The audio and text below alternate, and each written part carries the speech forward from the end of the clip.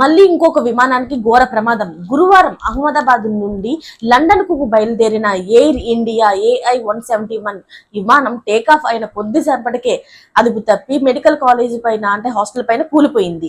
ఈ సంఘటన మరొక ముందే ఈ దుర్ఘటన యావత్ ప్రపంచ దేశాలను కూడా కుదిపేసింది.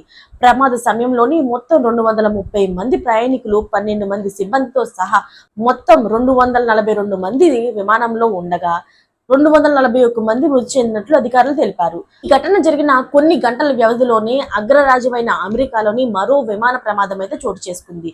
జెట్ బ్లూ ఎయిర్లైన్స్ కు చెందిన 312వ నెంబర్ విమానంలోని బోస్టన్ లో ఉన్న లోగాన్ అంతర్జాతీయ విమానాశ్రయం చెందింది. అయితే ల్యాండ్ అవుతున్న సమయంలో జెట్ బ్లూ విమానం రన్వే పైన అదుపు తప్పి ప్రమాదకర స్థితికి దూసుకెళ్లింది. అయితే వెంటనే అప్రమత్తమైన పైలట్ చాకచక్యంగా అయితే వ్యవహరించాడు.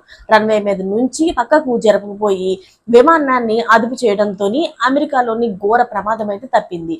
దాంతో విమానంలో ఉన్న ప్రయాణికులు ఊపిరి పీల్చుకున్నారు. వెంటనే ఎయిర్పోర్ట్ నుంచి ప్రయాణికులకు సురక్షితంగా బయటకు తీస్తున్నారు. అయితే ఈ ఘటనలోని ఎటువంటి ప్రాణ నష్టం జరగకుండా ఉండడంతో ప్రయాణికులు సేఫ్ గా ఉన్నట్లు జెట్ బ్లూ ఎయిర్లైన్స్ అయితే వెల్లడించింది. ఈ ఘటనకు సంబంధించి పూర్తి స్థాయిలో విచారణ చేయనున్నట్లు కూడా సదరు సంస్థ అయితే పేర్కొంది. అయితే ఇలా వరుస పెట్టి విమానాల్లో ప్రమాదాలు జరుగుతుంటే అందరూ ఏం చేస్తున్నారు అంటూ కూడాను నెట్టింట్లో తెగ ఫైర్ అయిపోతూ ఉన్నారు. నిజంగాను ఇంతమంది ప్రాణాలతో చెలగాటం ఆడడం అనేది చాలా తప్పు. ముందుగానే చూసుకొని ఉండాలి.